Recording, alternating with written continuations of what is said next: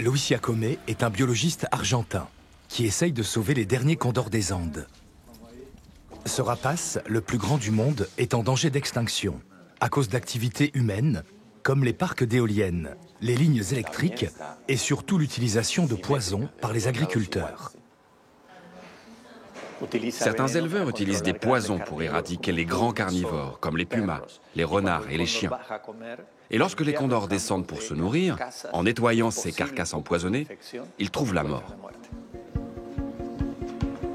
Les condors blessés ou empoisonnés vont se rétablir pendant des mois dans ces enclos.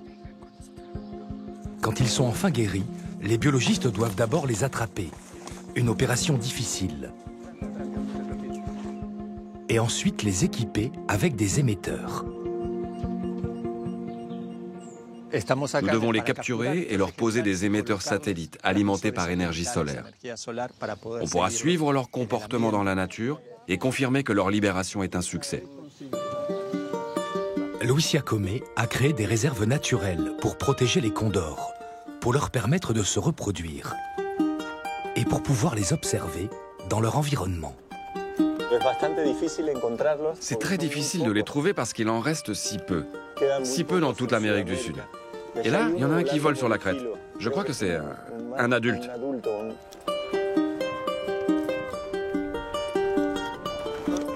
Le condor joue un rôle central dans l'équilibre environnemental, en tant que charognard, en nettoyant les champs des sources potentielles d'infection, en éliminant les carcasses d'animaux morts. Mais malgré tous ces efforts, les condors continuent de disparaître. Alors les biologistes essayent de les aider à se reproduire. Ils reçoivent des œufs de parents condors vivant dans des eaux et qui ne pourraient pas élever leurs petits dans des cages. Dans notre programme, tous les œufs fertiles ont donné des poussins avec un taux de succès proche de 100%. Et chaque poussin qui survit est relâché dans la nature. Mais il faut d'abord les éduquer, leur apprendre à survivre. Nous reproduisons exactement le comportement des parents dans la nature jusqu'à ce que ce poussin ait 6 mois et soit emplumé. Il commencera alors à interagir avec d'autres condors dans des enclos adaptés. Mais en attendant, nous travaillons avec ces marionnettes. Et puis un jour, les condors sont relâchés dans la nature. C'est toujours un événement pour Luis Jacome et les protecteurs de l'environnement.